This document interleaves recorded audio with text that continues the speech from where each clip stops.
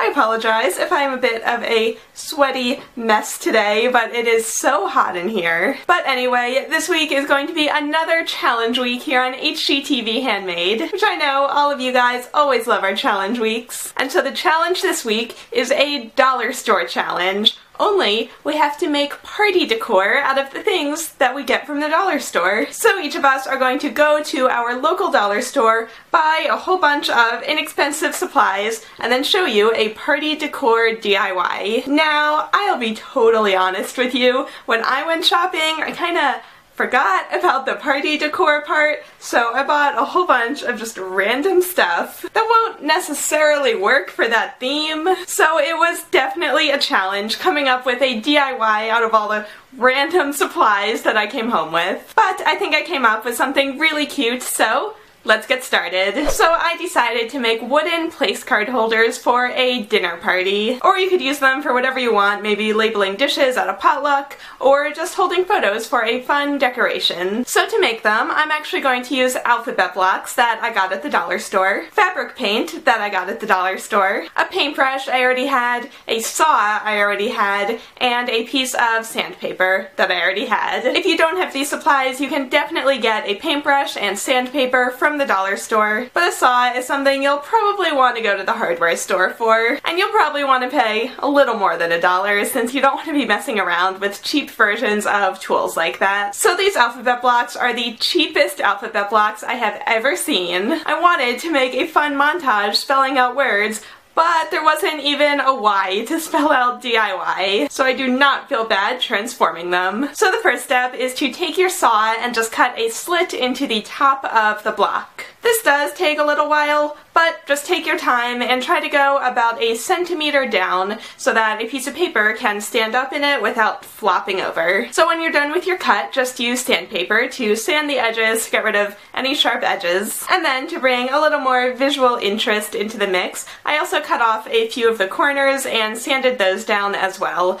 but that is an optional step. So if you were going to host a baby shower, you could totally just use these as they are and they would be so cute. But I want to make them a little more versatile, so I'm going to paint them. I opened up the white paint that I got from the dollar store, and it is totally transparent. I tried to build up a few layers, but there was just nothing happening. So I kinda cheated, and I used white acrylic paint that I already had, and that worked so much better. I put on a few coats of the white paint to fully cover up the letter graphics, and then I let that dry completely. And then, to give them a little geometry inspired by Meg, I used the pink paint that I got at the dollar store, and I painted on a casual paint-dipped look onto the bottom. This paint was opaque enough. I had to do a few coats and layer it on pretty thick, but it worked in the end. So I let those dry overnight, and then to dress up our place cards a little, I grabbed this fun cupcake tape that I picked up from the dollar store. I cut off a piece and stuck it onto a piece of white cardstock,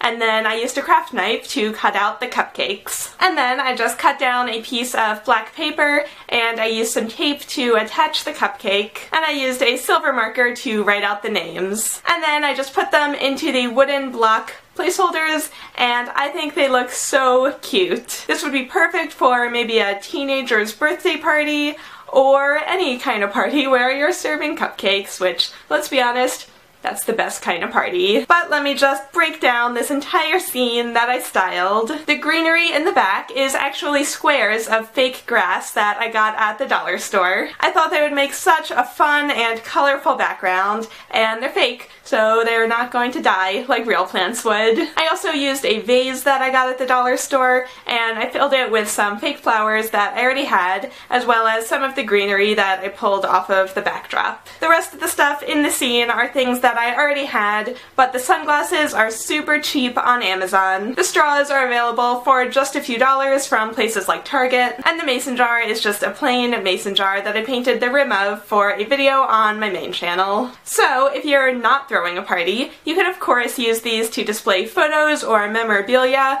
or whatever you want in a more casual way than framing everything. I just love how they came out, and nobody will ever guess that they used to be alphabet blocks. blocks. So that was probably the most challenging challenge we have done yet on this channel. I am so curious to see what the other girls are going to come up with. Let me know in the comments if you have any other ideas for projects that you could do with wooden blocks like these, because it was $1 for 10 of them. So for 10 cents each, it's a pretty cheap and versatile craft supply. So if you want to see another challenge week like this, we recently did a thrift store challenge where we all redid some sort of piece of furniture. I'll link that entire playlist down below, and make sure you stay tuned all week long to see the rest of our dollar store party decor challenge. Thank you guys so much for watching. I will see you all again next week.